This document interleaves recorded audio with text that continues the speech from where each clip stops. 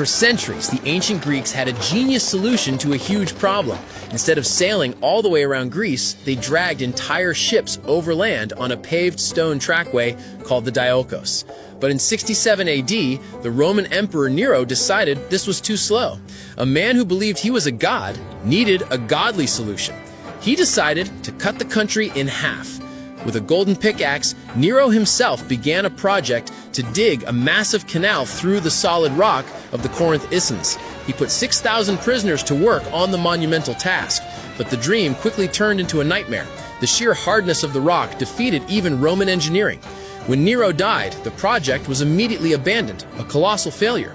For the next 1800 years, the scar of Nero's folly remained.